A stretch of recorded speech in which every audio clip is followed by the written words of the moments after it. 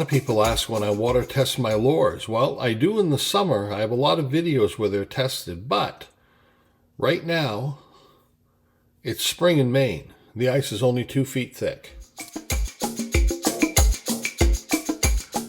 I've got some of these snelled fish hooks, and I'll take one out here. Take a look at it. It's they call a nylon wire that has a hook on the end, and it's got a swivel on this end. And I've always wanted to make a lure that had multiple joints, not one or two or even three I made once, but multiple joints, almost snake-like, just for the fun of it. So it would act a little bit almost like a plastic lure that's as long and slender, but out of wood. So I'm going to give this a shot. So this thing, which is the smallest I could find, is about 1 foot long, and I don't want anything that long. There's nothing in this lake that'll bite on it. But probably 7 inches would be good. So actually maybe 8 inches.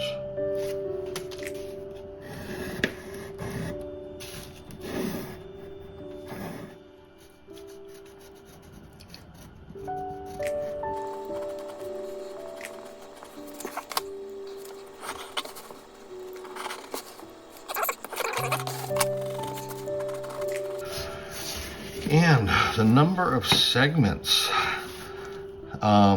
this is going to end out here with a sort of a gill.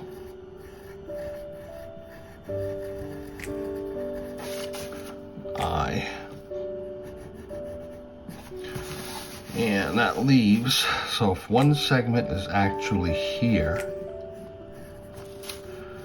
that leaves about 6.5 inches for segments. About every inch.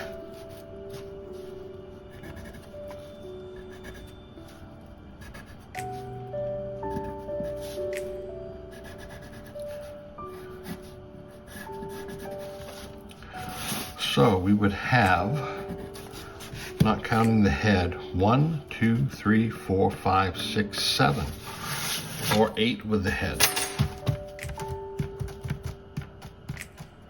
Now what I'm planning on doing is putting the leader right here through the middle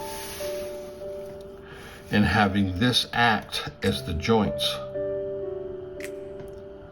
And I'll have to devise something to make it so it doesn't twist this way, but I'll figure it out as I go along. And I'm going to have to cut this over here in order to shorten it to bring it down here. Let's find a piece of wood. I need to make this piece of cedar a little narrower.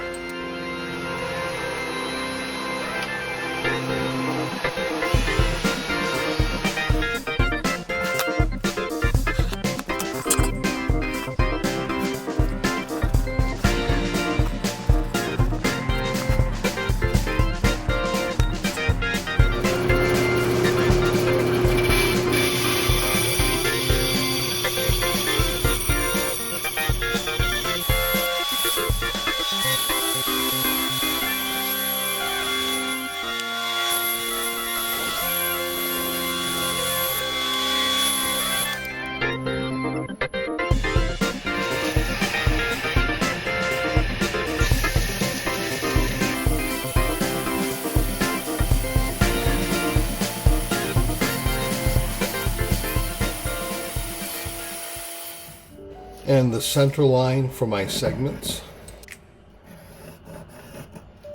I think the best thing to do is to make a pattern so I can get all of my segments the correct angle.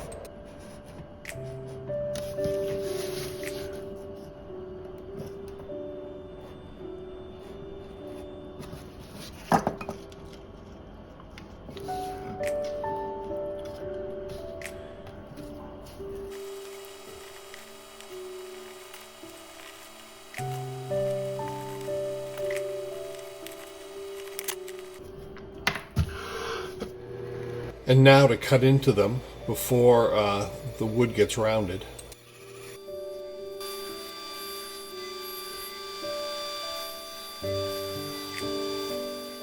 I don't want to cut in all the way.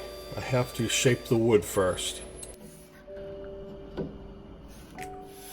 And now to round it off. I've become pretty proficient with a belt sander in doing this. I can get some pretty good symmetry.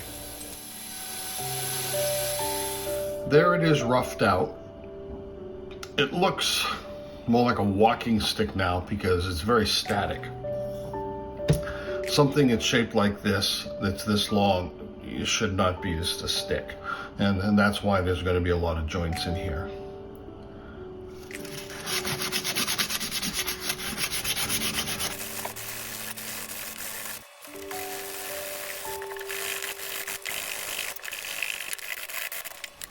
This actually being a reptile, I'm not carving gills. I'm carving more of a jawbone.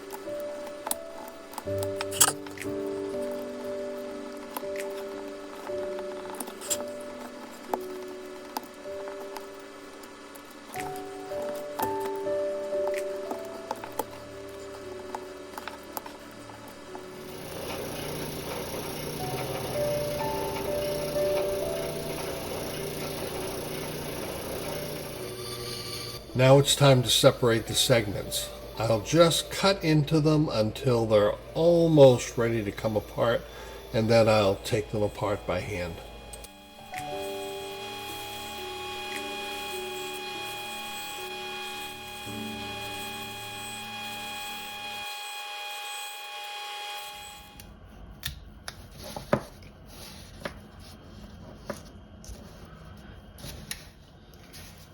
These are so similar, I'm going to have to mark some of them in order to get them into the right order again.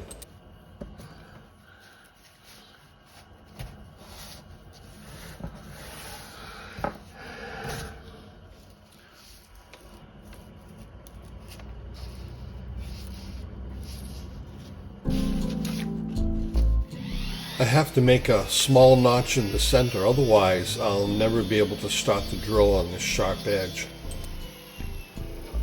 The piece fits like a saddle over this dowel to try to keep it vertical. This is the tail piece. I've got to cut a deep slot for the hook to fit into. It'll be epoxied in later.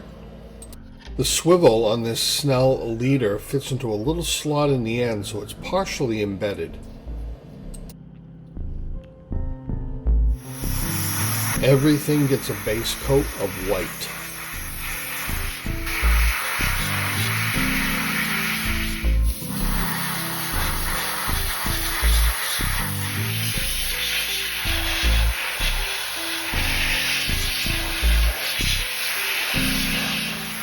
The second coat is gold over the back and dusted down the sides about halfway.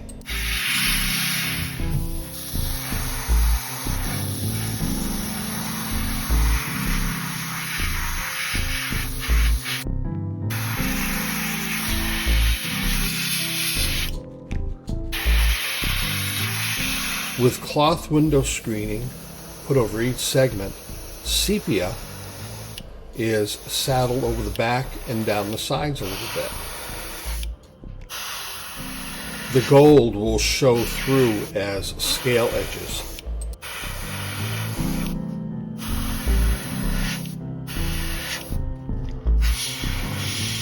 The last coat is black on the back and just a little down the sides.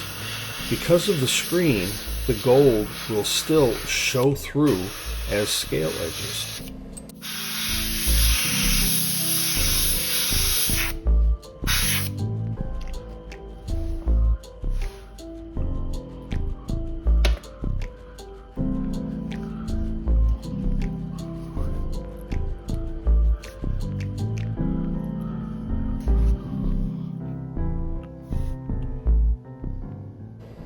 fine-tipped brush does some black accent marks around the eyes and the mouth and the jawline too.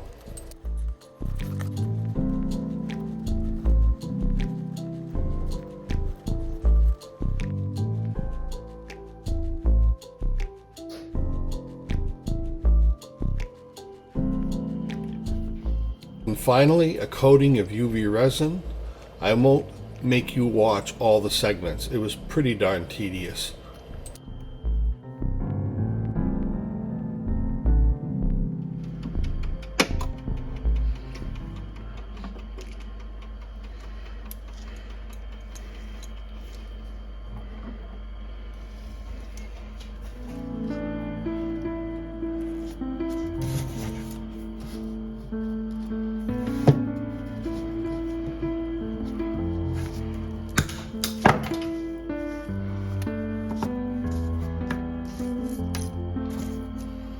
Strange eyes, clear holographic back with a little bit of red glitter.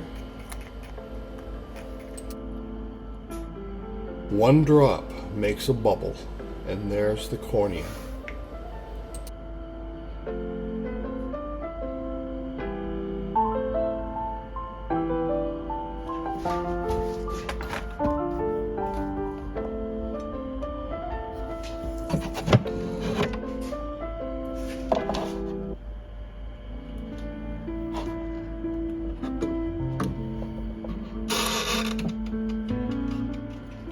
Now, there's going to be a weighted wire coming out of the mouth.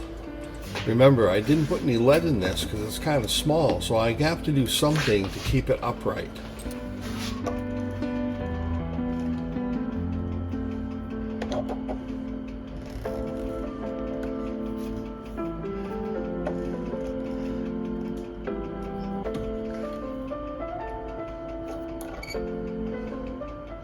What I'm bending now is actually the ring that the treble hooks will go onto, and they'll trail underneath the lure.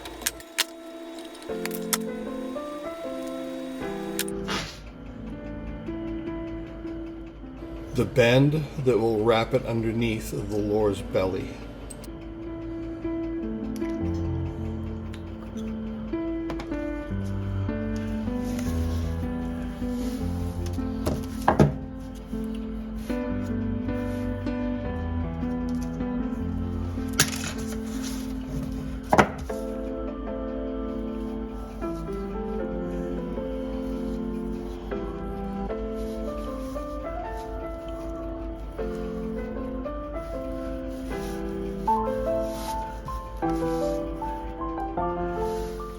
I have a kit with parts with these brass weights and with a hole in them, and I've chosen the smallest one to add to it. This wire is actually a brazing rod. It's not super hard, so I'm making some barbs in it so the epoxy will grab it better.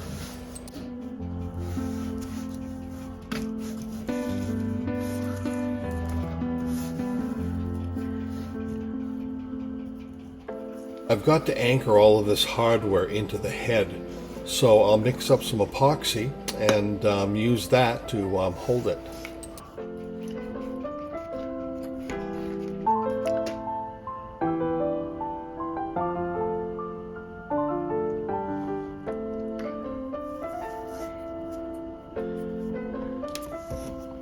And a small alligator clip on the end to hold everything in tight so it doesn't move.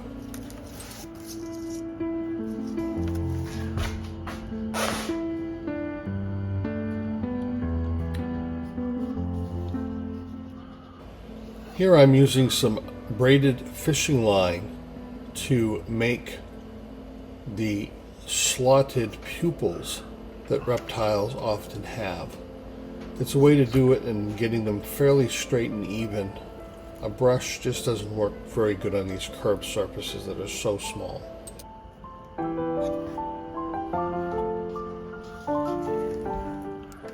None of my lures look factory made. And one of the reasons is that I like to make everything myself. I only buy hardware that I have to, and I prefer to use materials at hand to fashion things from scratch. It's all part of the fun for me.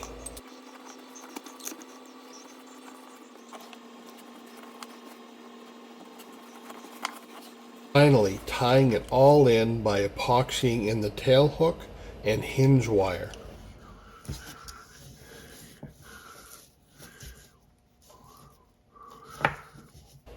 Yep, I think it's going to wiggle.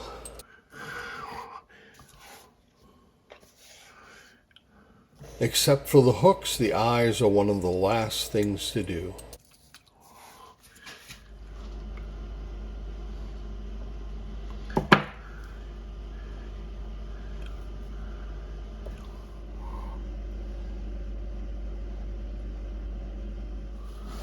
I have to secure that painted on pupil with another layer of resin over them.